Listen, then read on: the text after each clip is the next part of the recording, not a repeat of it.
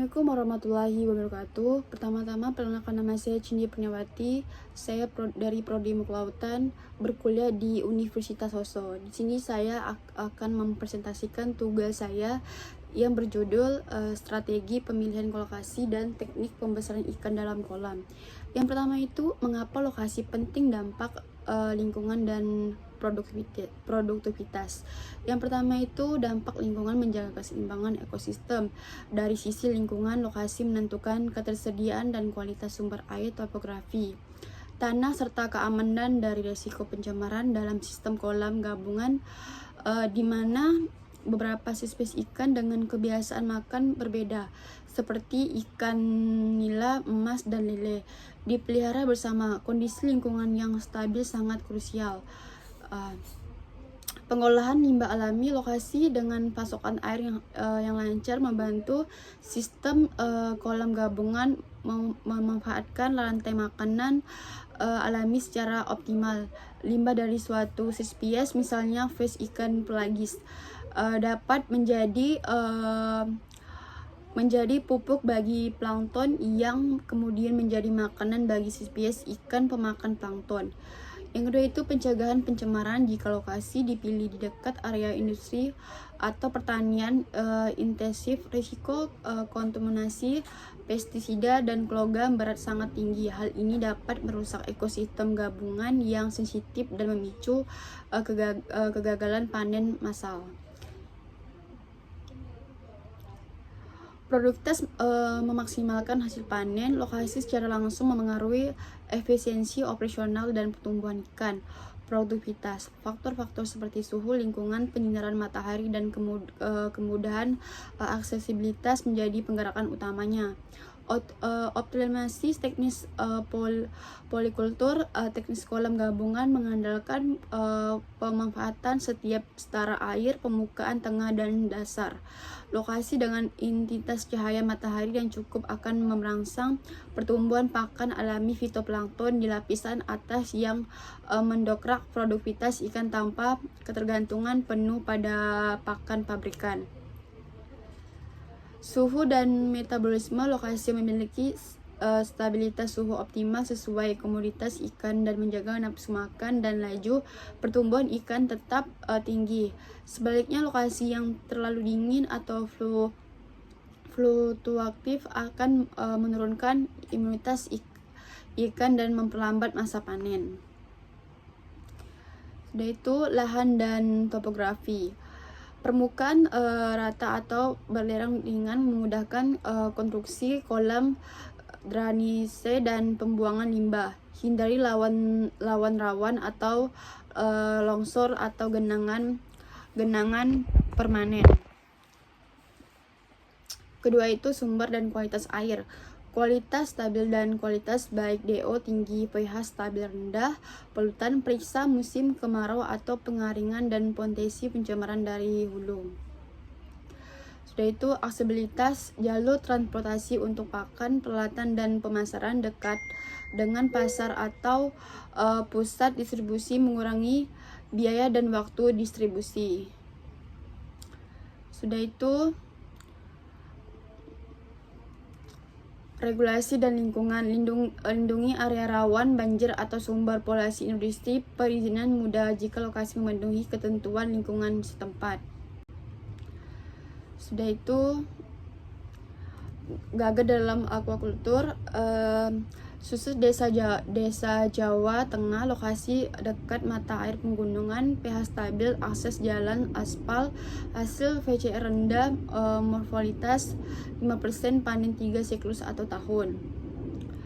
Gagal lahannya pantai utara, terkena intrusi air, lalu sangat pasang tinggi, salinitas fluktuatif, serangan penyakit meningkat, kerugian karena panen gagal, dan biaya rekolonisasi.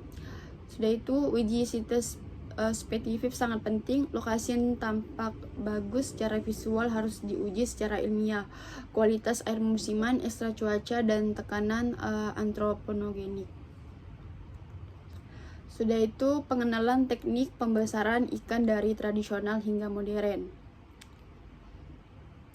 Teknik pembesaran berkisaran dari ekstensi tradisional kolam tanah diberi pakan alami hingga sistem modern intensif kolam terkontrol, areasi pakan komersial, biosekuratif. Pemilihan teknik tergantung pada tujuan usaha, modal, ketersediaan lahan dan pasar.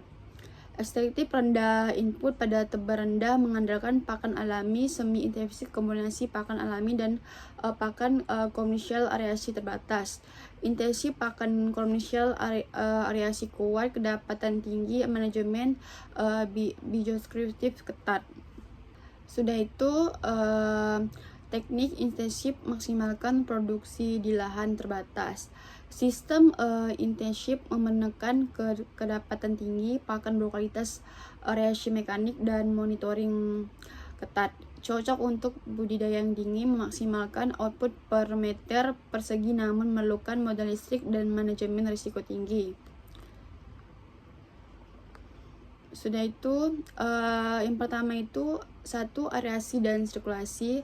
Aeratur permukaan dan sirkulasi untuk mempertahankan DO5 mgl, sistem resirkulasi air bila perlu. Kedua itu pakan berkualitas dan VCR, pakan komersial seimbang, protein, energi, pemantauan VCR untuk efisien biaya dan pertumbuhan yang optimal. Ketiga itu biosekuratif dan kesehatan ikan, karantina benih, didefinisikan pemantauan penyakit berkala, penggunaan vaksin bila tersedia. Teknik semi intensif dan ekstensif keseimbangan. Teknik semi intensif menggabungkan pakan alami dan input komersial, cocok untuk skala menengah dengan biaya moderat. Teknik ekstensif mengandalkan produktivitas alami, cocok untuk lahan luas dan modal rendah. Keduanya menawarkan keuntungan lingkungan bila dikelola baik, keterlibatan ekosistem, biaya tenaga kerja lebih rendah, dan risiko teknis yang lebih rendah dibanding intensif. Keuntungan ekologis, penggunaan alami dan vegetasi pendukung mengurangi input eksternal dan memperkaya habitat. Efisien biaya, modal awal dan biaya operasional lebih rendah, cocok untuk usaha keluarga dan koperasi. Perdagangan dan pasar hasil mungkin lebih variasi, perlu strategi pemasaran lokal dan penjadwalan panen. Sudah itu peralatan penting, inovasi dalam teknik pembesaran kolam. Peralatan yang tepat meningkatkan efisien produksi dan mengurangi risiko investasi, harus seimbang antara manfaat teknis dan kemampuan finansial utara. Peralatan esensial, aerator permukaan dan diffuser, pompa dan pipa sirkulasi, meter kualitas air, amonia, memberikan pakan otomatis.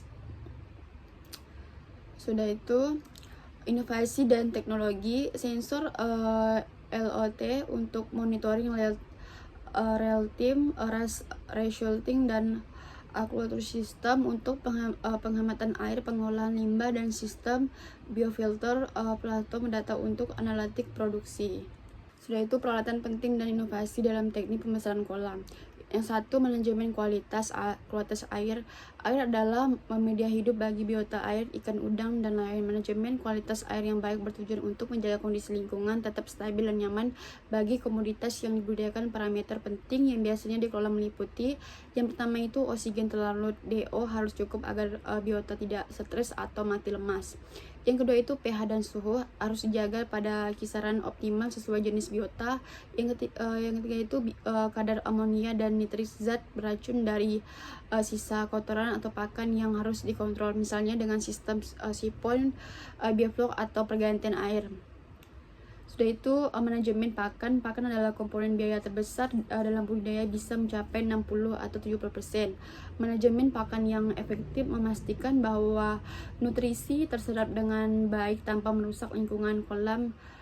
Hal ini meliputi kualitas pakan, memiliki pakan dengan kandungan protein dan nutrisi yang sesuai dengan umur stadia perkembangan biota.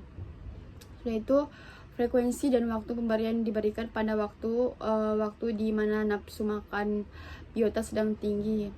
Sudah itu dosis feeding, jumlah pakan harus pas. Jika kurang, pertumbuhan terhambat. Jika berlebih, pakan akan mengendap menjadi racun di dasar kolam. Pembosanan VCR atau feed conversion ratio.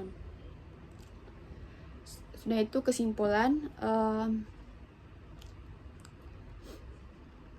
Kesimpulannya, sinergi lokasi strategis dan manajemen teknis sebagai kunci keberhasilan budidaya. Keberhasilan pembesaran ikan dalam kolam sangat ditentukan oleh pemilihan lokasi yang tepat, yaitu kawasan yang memiliki sumber air bersih melimpah sepanjang tahun, bebas banjir, bebas pencemaran, serta memiliki tekstur tanah seperti tanah liat lepung yang mampu menahan air dengan baik, yang kemudian dipadukan secara konsisten dengan teknik pembesaran yang intensif meliputi persiapan kolam yang matang, pengampungan dan pengupukan, pemilihan serta menerbangkan benih unggul yang sehat dengan padat tebar seimbang, manajemen pemberian pakan berkualitas tinggi secara terukur, hingga pemantauan kualitas air secara berkala guna menciptakan ekosistem yang sehat demi meminimalkan risiko penyakit dan memicu pertumbuhan ikan secara maksimal hingga masa panen tiba.